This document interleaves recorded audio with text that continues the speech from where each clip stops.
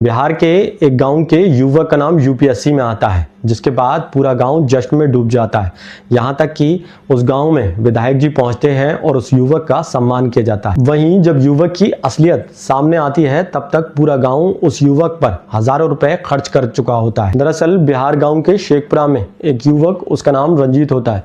युवक रंजीत बताता है कि उसने यूपीएससी में 440वीं रैंक प्राप्त की है, जिसके बाद पूरा गांव जश्न में डूब जाता है। जब पूरे गांव में पता चलता है कि युवक का नाम आईएएस में आया है, उसके बाद पूरा गांव जश्न में डूब जाता है। यहां तक कि पास के थाने से थानेदार और विधायक जी खुद पहुंच जाते हैं और युवक का सम्मान करते हैं।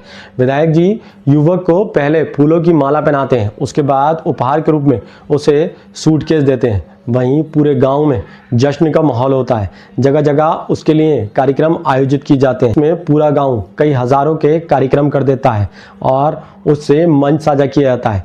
मंच पर युवक पहुंचता है और पहुंचते ही मोटिवेशनल स्पीच तक दे देता है। युवक मंच पर पहुंचकर कहता है कि जब लक्ष्य तुम्हें दिखाई पड़ रहा है तो जरूर ही मंजिल तुम्हारे लिए आसान हो जाएगी। वहीं गांव में कुछ लोगों को युवक पर शंका होती है, जिसके बाद उन्होंने यूपीएससी की वेबसाइट पर जाकर चेक किया। न युवक का नाम था और न युवक का रोल नंबर था। जैसे ही इसकी चर्चा पूरे गांव में होती है, तब पता चलता है कि युवक ने फर्जीवाड़ा किया है। युवक का नाम रंजीत है और वो बिहार से है, और जिस युवक का यूपीएससी में 440वीं रैंक आई है वो कर्नाटक से है और उसका नाम रंजीत है।